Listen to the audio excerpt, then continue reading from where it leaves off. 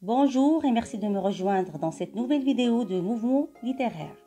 N'oubliez pas de vous abonner à ma chaîne et d'appuyer sur la cloche pour recevoir chaque nouvelle vidéo. Le mouvement littéraire qu'on va traiter aujourd'hui, c'est le dadaïsme. Le dadaïsme est un mouvement littéraire et artistique du début du XXe siècle.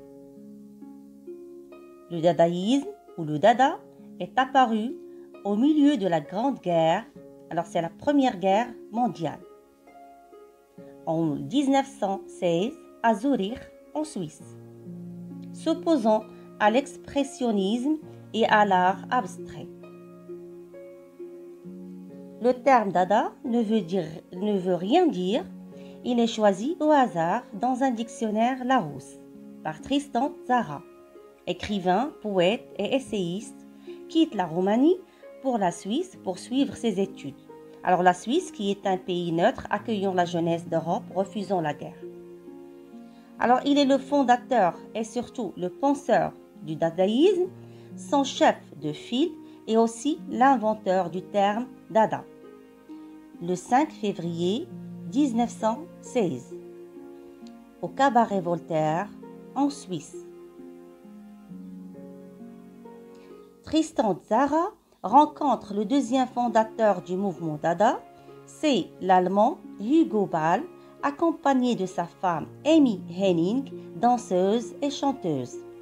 Hugo se présente comme un révolutionnaire, confie à Tzara son projet d'ouvrir un lieu où se rassembleraient tous les dissidents, tous les opposants au régime politique. Amy et Hugo vont ouvrir ce lieu qui est le cabaret Voltaire le 5 février 1916 et vont transformer l'endroit en café littéraire et artistique qui présente des spectacles musicaux et poétiques exécutés par les artistes qui sont présents dans le public. Le cabaret Voltaire était le refuge de ces artistes pacifistes ou exilés à cause de la Première Guerre mondiale. Ces jeunes refusent cette grande boucherie de la guerre. Alors ils vont lutter contre cet esprit guerrier et essayer de créer quelque chose de nouveau, un art appelé l'art des exilés. Ils vont opposer à cette guerre par l'art et par la pratique artistique, plastique et littéraire. Alors on va trouver dans le mouvement des écrivains, des peintres, des plasticiens, des cinéastes, des danseurs et des photographes.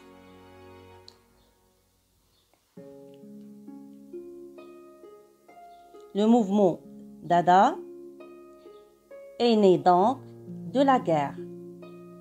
Il est marqué par un esprit de révolte et de dérision, alors c'est-à-dire de moquerie. Il est né officiellement dans le cabaret Voltaire, où il y a des soirées consacrées à des nouvelles formes de poésie et d'art basées sur la recherche d'expression brute et primitive. Il cherche la rupture avec la culture, les valeurs, les formes d'expression traditionnelles.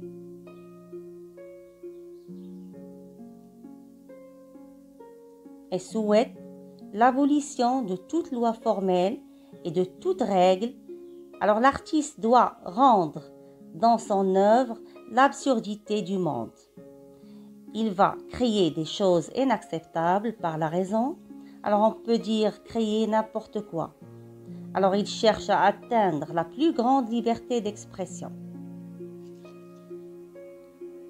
Une petite définition du dadaïsme par Tristan Tzara en 1963. Dada n'était pas seulement l'absurde, pas seulement une blague.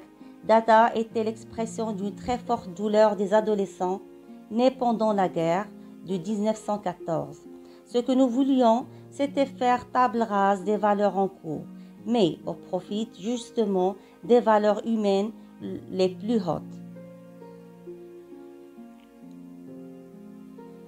Le dadaïsme est international, car les fondateurs de ce mouvement provenaient de différents pays, Allemagne, Roumanie, France et Suisse. Ces dadaïstes envoyaient des lettres manifestes et magazines à des artistes amis et ils réussissent à porter leurs idées dans le monde entier.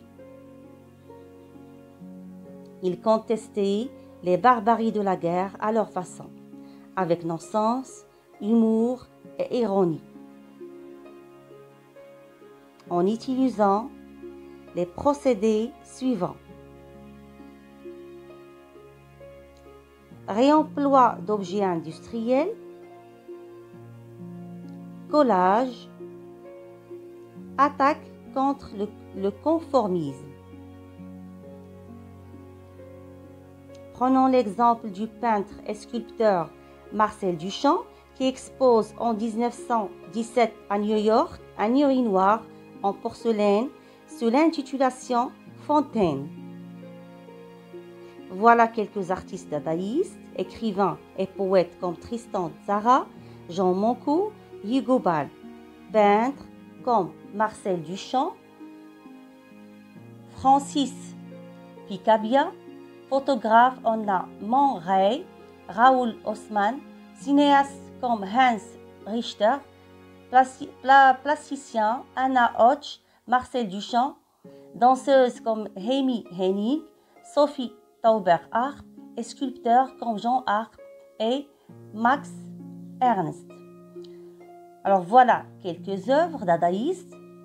Le cœur à gaz 1921 de Tristan Tzara, La Fontaine 1917 de Marcel Duchamp, Le bateau 1917 et Tête Dada 1920 de Sophie Taubert-Harp, Gift 1921 de Man Ray. Les thèmes fondamentaux du dadaïsme sont table rase du passé. Le dada veut faire la destruction du passé, la destruction de la tradition. Le deuxième thème est la révolte. Les dadaïstes vont se révolter en exprimant le goût de l'absurde, du non-sens, de la provocation et de l'humour. Le troisième thème est la poésie et l'art sans logique. Le but du dadaïsme est de créer une poésie sans logique qui refuse toute règle et créer le scandale pour le scandale. Le quatrième thème, vie sans règles, une vie qui n'a pas de logique. C'est pour ça que la société ne doit pas avoir aucune règle. Le dernier thème, c'est le mélange des arts. Alors pour être artiste, il faut mélanger les arts et les techniques de la littérature, de la peinture, de la photographie et du cinéma. L'arrivée du dadaïsme à Paris attire André Breton et ses compagnons. Alors André Breton, qui est un poète et écrivain français attiré par le mouvement dada, il participe avec Paul Éluard et ses autres compagnons à des concerts. Il se présente en scène et injure le public qui a payé des tickets. Alors André Breton trouve le dadaïsme peu créatif et anti-art, le quitte rapidement et fonde un nouveau mouvement qui est le surréalisme. Devenu surréaliste, il organise avec les dadaïstes le procès de Maurice Barrès, écrivain et politique français considéré comme le grand nationaliste et patriotique de la Belle Époque, en l'accusant de crimes contre la sûreté de l'esprit. André Breton joue dans ce procès le rôle de procureur général. Alors plus le mouvement dada devient célèbre et international, plus il y eut de querelles entre ses fondateurs au sujet de son but et de son sens. Alors quelques-uns ont quitté le mouvement comme Hugo Ball qui se tourna vers le catholicisme et la plupart de se joignirent au mouvement suivant qui est le surréalisme comme Tristan Tzara. On peut dire que le dadaïsme est le précurseur du surréalisme. Et la séparation des deux mouvements est réalisée en 1921 par le chef de file de surréalisme André Breton. Alors merci de me rejoindre et à bientôt.